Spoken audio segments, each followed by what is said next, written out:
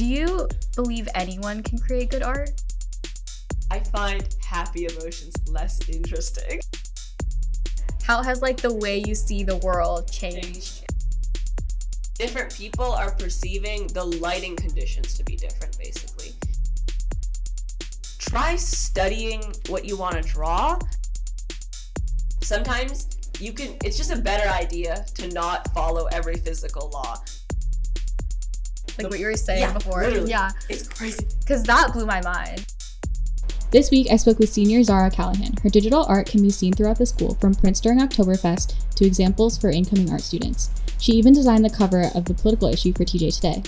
This episode walks you through everything you need to know to improve your art, regardless of your current skill level. Welcome to tjTALKS.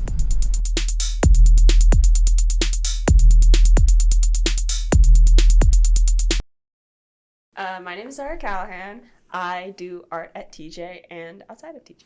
Okay, so do you want to start by just explaining when you started doing art and what made you like it so much? I think hard to remember my younger years, but I think I've been doing art since forever. When I did an interview for tjTODAY earlier, and I think I said elementary school as my answer back then. I showed my mom the article, and she got annoyed because she said I should have told them that I've been doing art since forever. So I guess I'll go with what my mom says. She would know. I've been doing art, I think, since I could pick up a pencil. I've been drawing. I think I started doing crayon or pencil drawings of people with big potato heads. I did a lot of art in elementary school. I think I really liked customizing things for people, where I'll ask okay, what would your dream house contain? I used to really like architecture. I wanted to become an architect, and I would go up to counselors at daycare and elementary school, and I'd be like, okay, so dream house, what's in it? I'd do it to my friends, and it'd be I want a conveyor belt from the kitchen to my room, and I'd draw a conveyor belt. I want a hot tub in my room, and I'd draw that. Or I'd be or cakes. What do you want in your cake? I'll draw you a cake and I'll give it to you. I did a lot of that. When did that transfer to then what you do now in digital art? When did I start getting more serious? Well, I think when I first started trying to get better, I did have the skills to draw humans, because humans are one of the hardest things to draw. They've got limbs, they've got expressions, they've got clothes. Mm-hmm. Clothes are so hard to draw. So I started drawing dragons. I was really into the Wings of Fire books when I was a kid. Yeah. I was really into dragons. And I figured it'd be a lot easier to customize dragons and make that look like a person instead of drawing the person themselves. So I draw a lot of Marvel characters, but since I didn't have the skills to actually draw the character, I'd be okay, well, I can put the colors of them on the scales, or I could put the symbol on the chest, and it would get across what I was going for. And I can do poses, but they don't have to be as complicated as humans, because they're dragons. That's a bit easier, and also they're cool. Mm-hmm. Do you believe anyone can create good art? Yeah, of course. I think it's just so subjective. I've seen a ton of different types of art that I all think look really good. Of course, you can building up skill takes a really long time.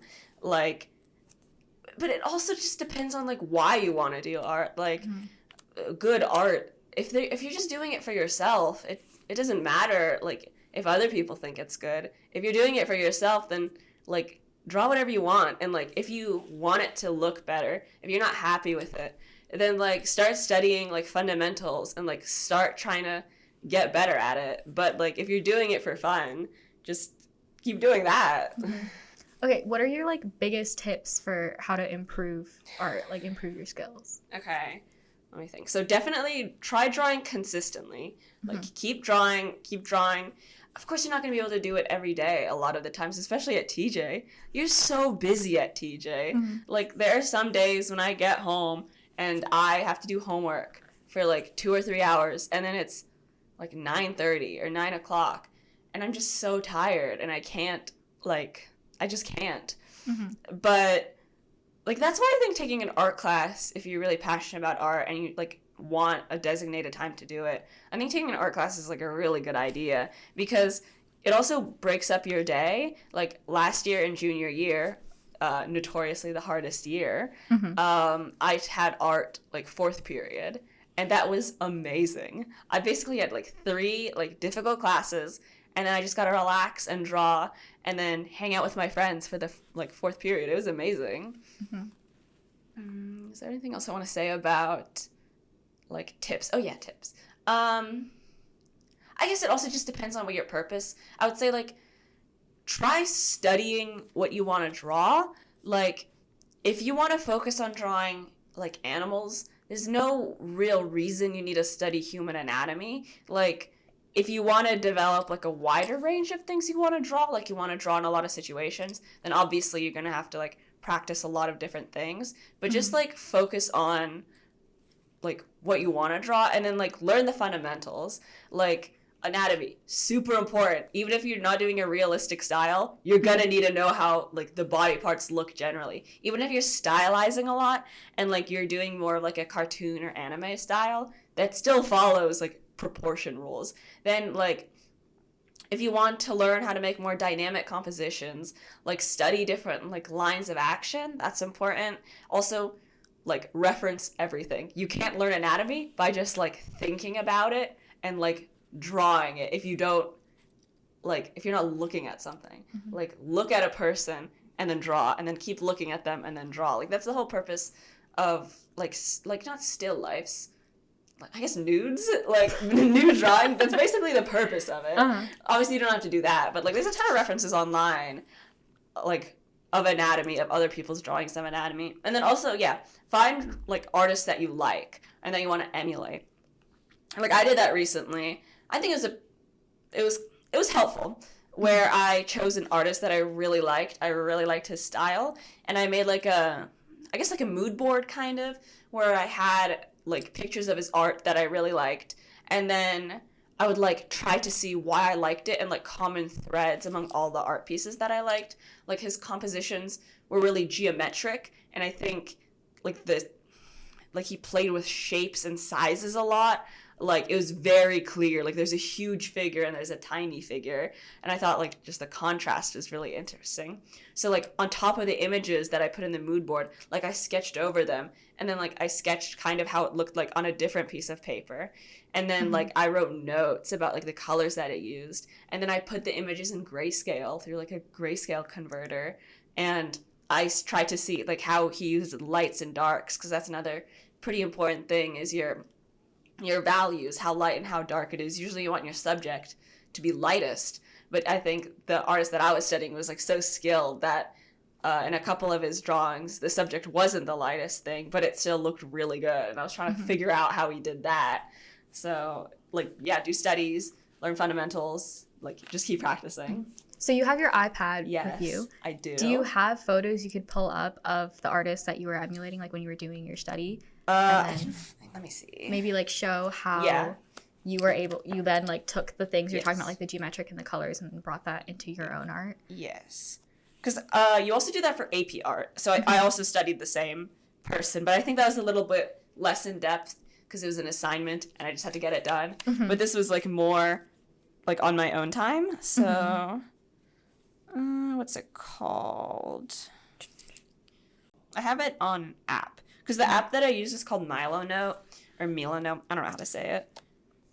And Milanote is where you find examples of other people's art? No, it's the kind of like mood board. It's like you can place images down. You can like write notes on them. You can draw on top of them.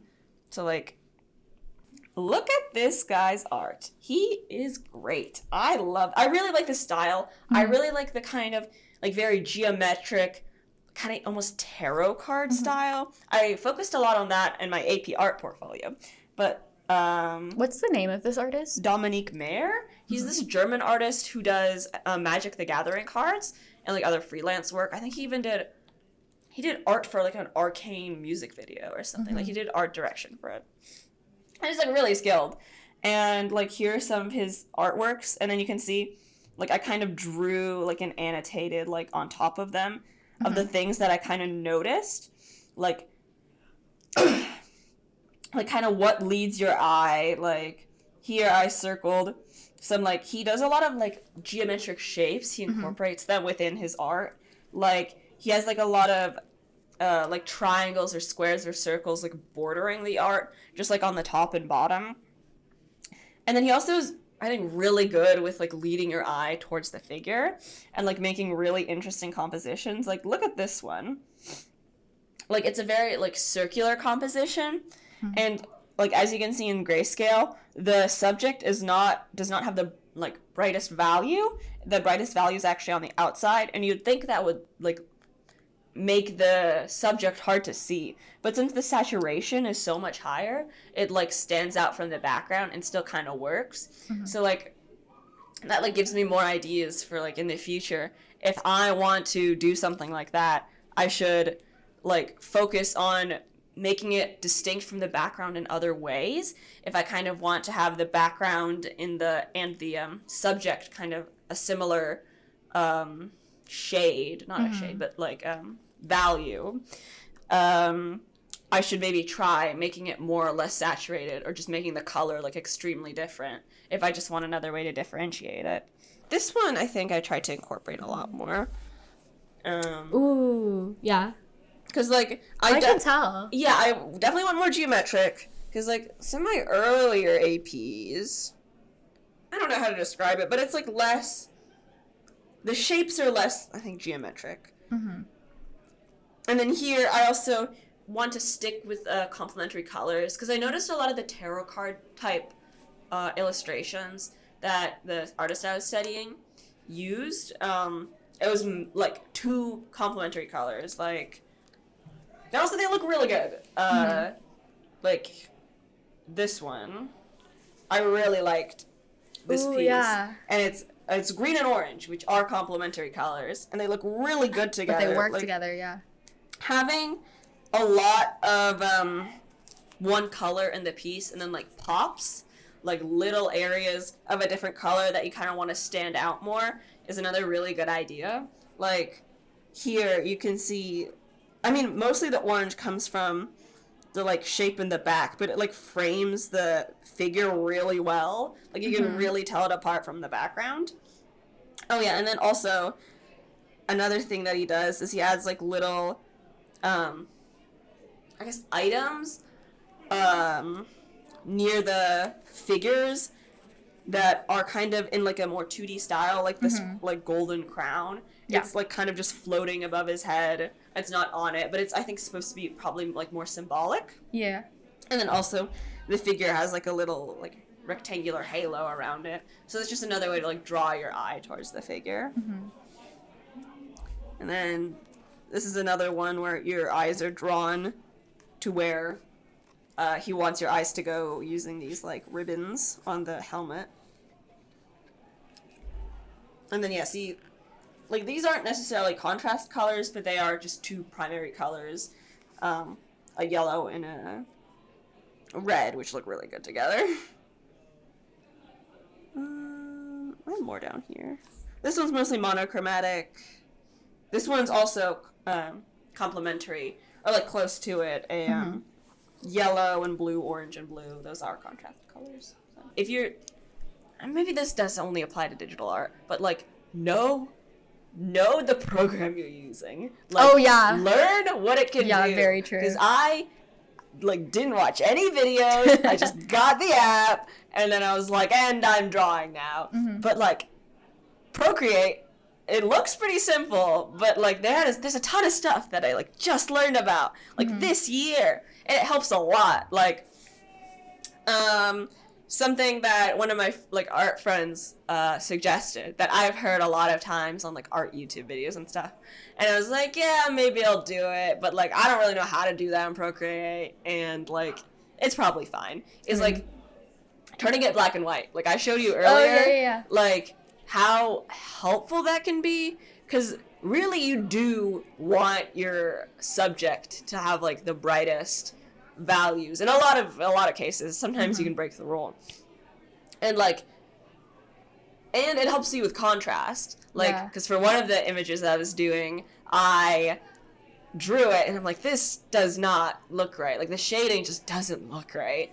But like turning it into black and white really helps because you can see, okay, this part of the image should be darker because this other part of the image is like further away from the light, but somehow the shadows are lighter, so that doesn't make sense. And it's kind of hard to catch that if you're doing it all in color. Yeah. Because it's harder to like compare the darknesses of like different colors. So you can be like, that physically cannot be possible if you're like looking at it in black and white. Mm-hmm.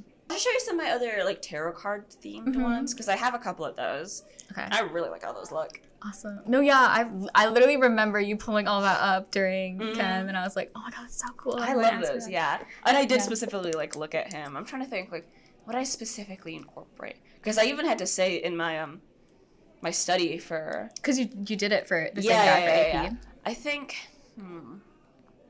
I tried to do compositions. That's still something I need to work on because right now my art pieces like look good, but like they're just kind of, the people in them are just kind of standing there, and like that could look interesting, but like I've just, for the past couple art pieces, they've all just kind of looked, the pose has been so similar, and it's just like a straight on camera angle. I need to do more stuff with like unique perspective and like maybe more things where like the figure takes up the frame in a different way. Like they have their arms spread out. It's like from a high up angle or from a worm's eye view angle where the viewer's looking up at them. Like, I don't know, more interesting shapes, more interesting like negative space, like the space between body parts.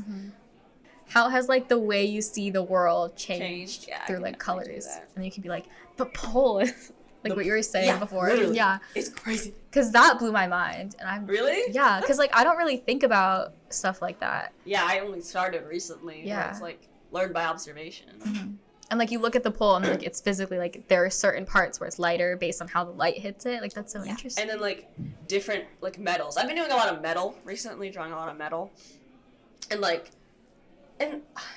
yesterday, I was like taking a shower and then I noticed the reflection of like my leg in the tile, like in the shower. And like I guess I've noticed it before, but I never really like think about it because like it's like a, I guess like a porcelain texture. It's like a tile, and like even if it's not metal, it's reflective. Floors are reflective. Like you can see the reflection of people walking by right now, even though you wouldn't necessarily think like school floors have any reflection. Yeah. But like they do.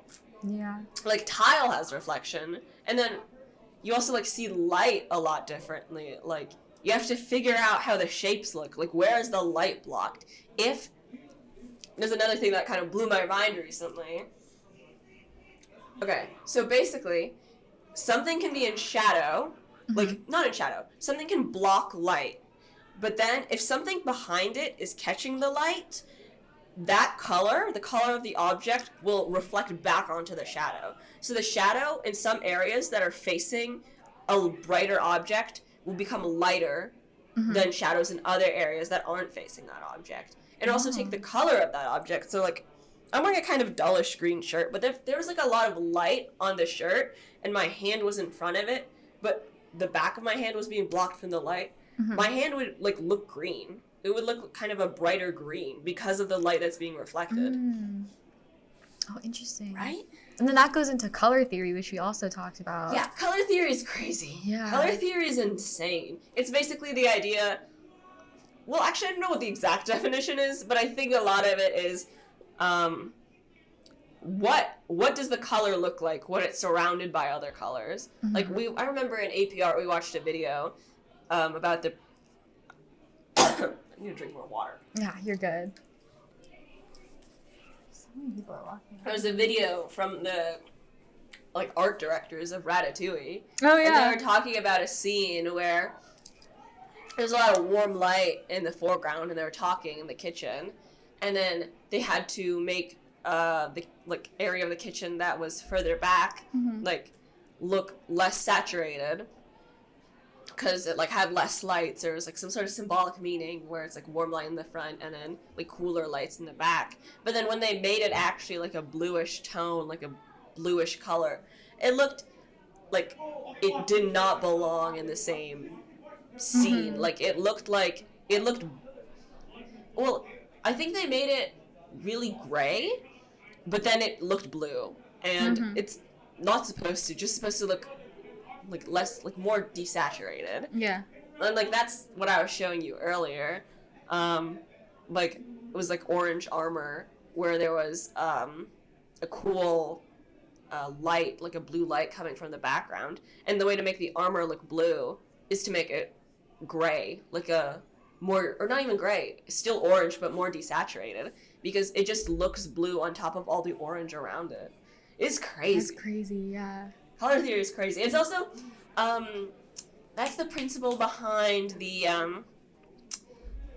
blue and is it black and blue, and the and the golden, silver, yeah, the that's dresses. color theory. It's because different people are perceiving the lighting conditions to be different, basically.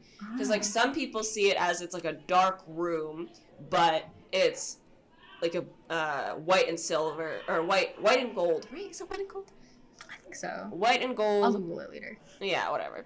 Like a white and gold in a dark room. But then other people are seeing it as a blue and black in a light room. And like because of that, people think they're different colors, because they're like think the surrounding like conditions are different. Like the lighting's different around it. That's crazy. Oh my god. Insane. Wait, so do then people see like the same piece of art differently based on like how they perceive light? Like that's the question of like, do colors look the same to everyone? I don't know. Like, I would assume so. Like, we have the same rods and cones and everything in our eyes. But yeah, I think different people can, like, if it's subtle enough, like interpret at least like the lighting differently or the colors differently based on what they assume the surrounding is. I've seen so many YouTube videos where they like have two drawings and be like, okay, you see this color in this drawing, and this color in this drawing. Well, guess what? They're the same color. And they draw a line between the two, and you're like, oh my god, they are the same color. That's color theory. Yeah. It's weird.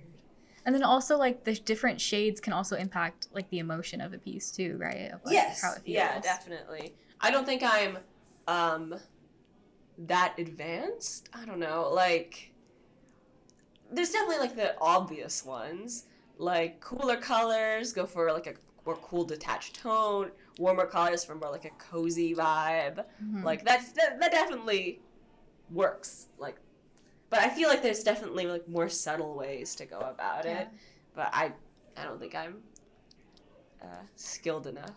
But you had the example of, like, the eyes that you were showing. That's true. Well, that's more, like, that's another thing. It's, like, learning the rules first, and then you can start, like, knowing when to break them. Yeah. Like, I think I've just started. I, like, heard that saying a lot, but I think I've just started to, like, realize that depending on what you want, like, the meaning behind your drawing to be, sometimes it's just a better idea to not follow every physical law, because then at that point it sometimes just gets boring. Like, if you know how to draw something perfectly and, like, exactly how it exists, you kind of can't do much with that. Like, you kind of want to start drawing, I don't know, like, you start prioritizing, like, getting an idea across or, like, an emotion across over just copying or, like, just doing exactly what is physically correct. We were reading a poem in class, and I drew the poem. I want to do a whole second episode just about, like, you always doing deranged art. I could do that. Well, I feel like that's because, I don't know if this is, like, juvenile, but, like, it's an emotion. Like, I like being able to, like, have an emotion in my head and, like, get that across. I find happy emotions less interesting. No offense. No offense to the happy emotions, but they're boring. I just think it's more interesting, and also you see it less because it's not conventional. Like, not as many people do it. Yeah, or not a lot of people do it, but, like, you just don't see it, like, in your everyday life. You see a lot of skulls. You see a lot of crows. Except for you see them every day. Yep, they're around me. They're following me. They're haunting you. They're hunting me. Okay, could you pull up examples of art that you then use, like, the references in? So I'll show you the one... for, like, AP art? Yeah. Yeah. So this is the one that I tried to incorporate some of the references, some of the style, I think I would say, of my, like, master study. So as I said, he used a lot of, like, very, like, strong geometric shapes. So I tried to, like, incorporate that here with the, like, beam of light, like the light shining down. And then also the edges, which are, like, kind of creating a, what is this? Pentagon? Octagon, right? It's an octagon? Yeah. Okay. Which is kind of like creating an octagon-like shape around it.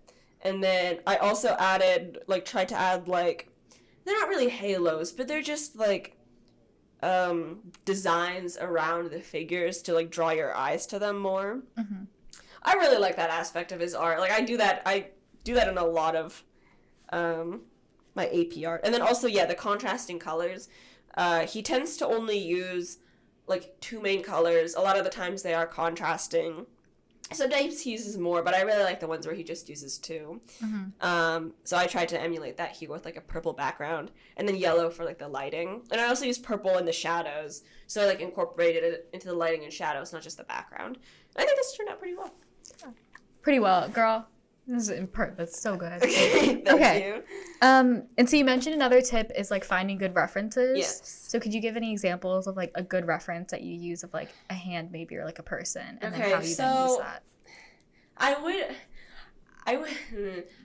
recommend Pinterest, but the problem with that is that recently there's been a lot of AI art on there, which is really annoying because, like, you're trying to, like, look for references. Usually it's fine if you, like, search for something specific. So I'd say, in general, Pinterest is a very good place to find references. Just search up, like, hand reference. Even though it's really hard to do, like, specifics. So, like, if you just know you want to draw someone, like, reaching their hand out, like, you don't really care exactly how it is. You don't have anything in mind, but you know, generally I want to do that. Pinterest is really good for that. Like, you can find a ton of, like, references of, like, models or people, like, posing and doing that. Like, that's a great, like, resource. But if you have something, like, really specific, if you have a really specific angle of a really specific pose, you're not going to find that. Like, you're just going to have to take that photo of yourself. Yeah, and you do that too, right? Like, you take references of yourself. I take a lot of references of myself because, like, I know some people, if they have siblings, they'll take references of their siblings, like reference photos of their siblings. That's also a very good idea. I do not have siblings. I'm an only child. So what I do is I put my phone on a timer, my camera on a timer, and I, like, get into a pose, and then I, like, freeze, and then I wait for it to take a picture of me, and I look at it, and I'm like, nah, I'm going to do it again. So I think references of yourself, if the pose allows it, is a very, very helpful resource. Like, I think that should be your go-to.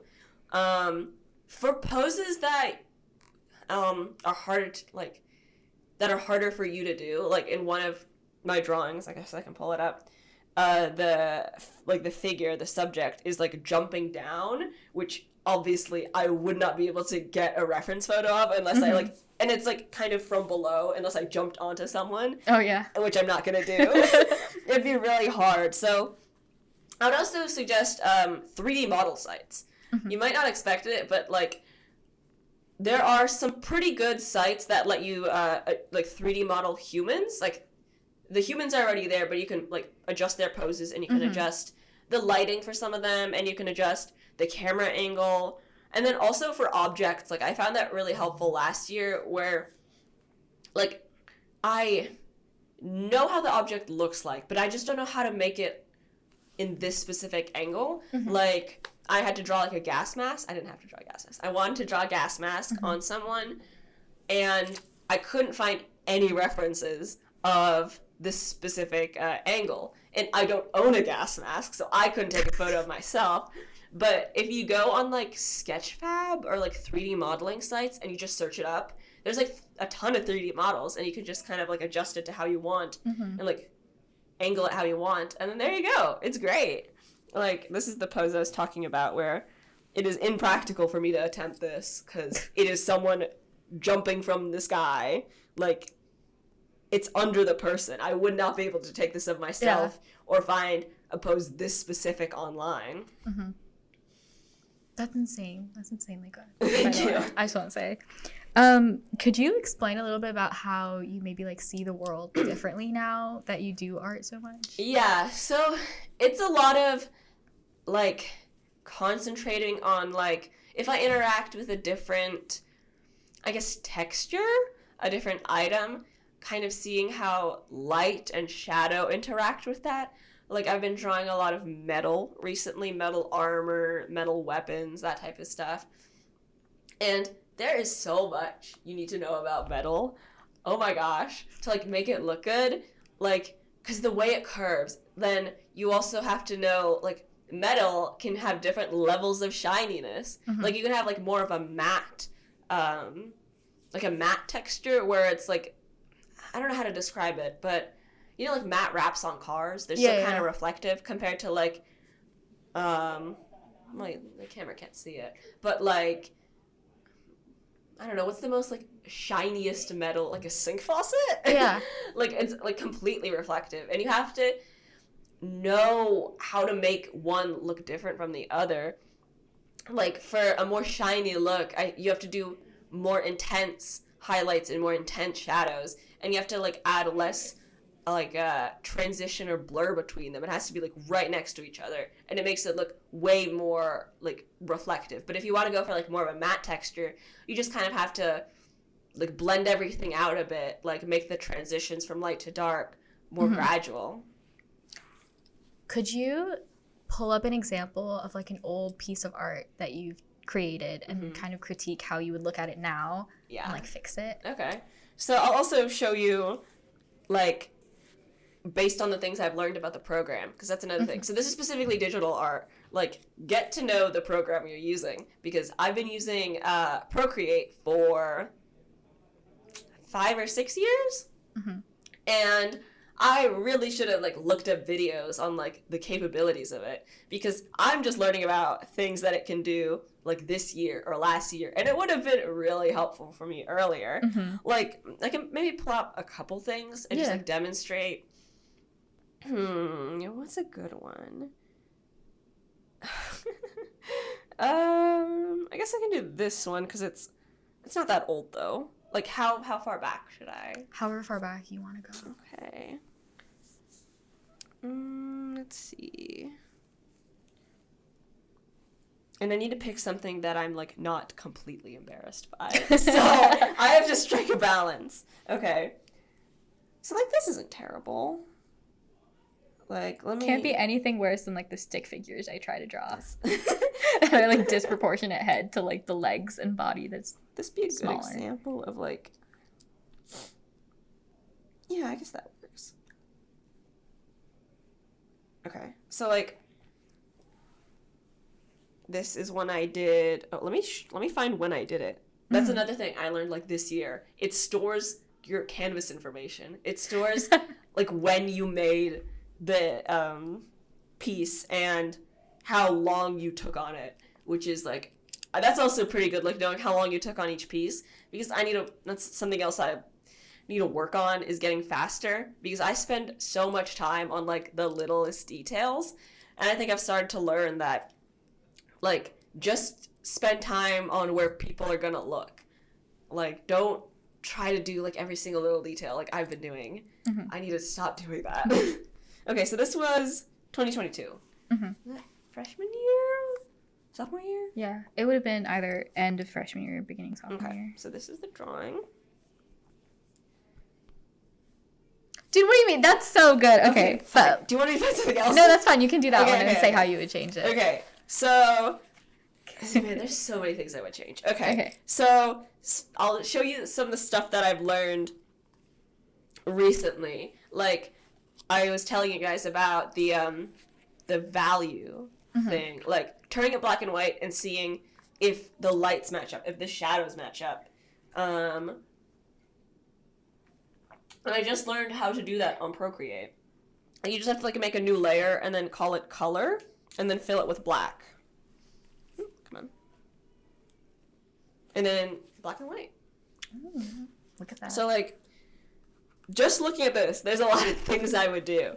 Okay, first of all, why is the face so light and yet that brightness is not anywhere else in the piece? Like, that does not make sense physically. Like, I should have added that like on the edge of the cloak, because you can see how bright the background is. First of all, should not do that. You probably want your background, if it's this far back, to be a darker shade so that your figure comes out more. Yet most of my figure is just as dark as the background, so it kind of like melds together.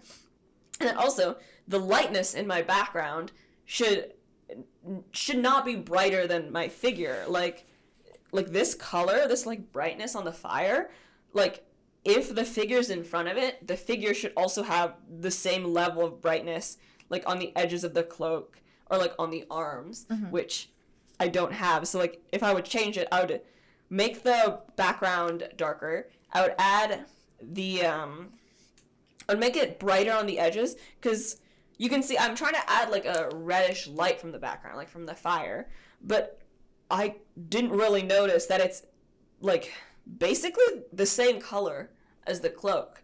And like I couldn't tell.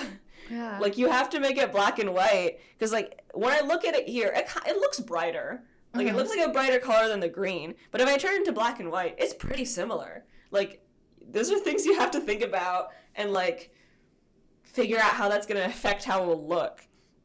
And then I also did this without like having a very good grasp of anatomy. So like I would change a lot of that too. Like the feet are pointed completely inwards to each other. That is not correct. Like they should be like not that like far inward. That's like a ballet pose. I don't think I can even get my leg to go that far. And also the knees are like locked, like they're pointed towards each other. Also like not anatomically correct. And then you can see that like I'm not very confident in drawing cloth here. Like I don't know. I know that cloth has wrinkles, but I don't know how they look or like how they're affected by gravity. So like when I try to draw cloth, it's just I just add lines and I'm like, well, that kind of looks like wrinkles. So like that's good enough. So like I would definitely like redraw that and learn like where the cloth is being like cinched. Like that's where you have to definitely like look at a lot of references for that. Like here you can see that it's being pulled by my arm, even though it's like not that strong here. So right now the main force acting on it is gravity. So right now all of the folds are pointing downwards. Like you have to think about how gravity affects cloth. Different thicknesses of cloth are going to have different amounts of wrinkles. They're going to be affected by gravity differently. If it's wet, it's going to be different. There's going to be a lot more wrinkles. It's going to stick to your arms more. There's a lot of things you got to think about. What else would I improve here? I've also realized I don't really like doing line art. That's like a stylistic choice. If I were to redo it, I would remove the line art. Like, people who can do line art are so skilled, and like, I'm in awe of them. But I'm not very good at it, and also, I think I prefer the lineless style, because I do like the more like, realistic look. So I'd remove those, definitely. And I'll just like look at more references. I don't think I looked at like any references for this. Like look at references and like try to find it in that pose. Like try to find a cape that is flying. Here I just went, it's like it goes out. So I just like drew outwards. Do you have any like last pieces of advice for younger people who are like starting art or might not be as confident in wanting to improve? For TJ? Or just everywhere? Both, either. Okay. That are like starting out.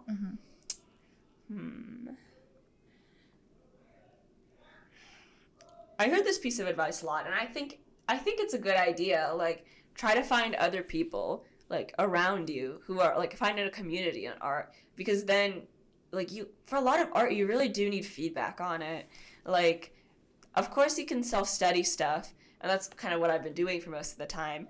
But then you also need to like ask someone who's at a higher level than you, like, what's wrong. Because a lot of the times when you're starting out, you just don't know what's wrong. Like, you're like, I know this doesn't look right, but like, I don't know what to change.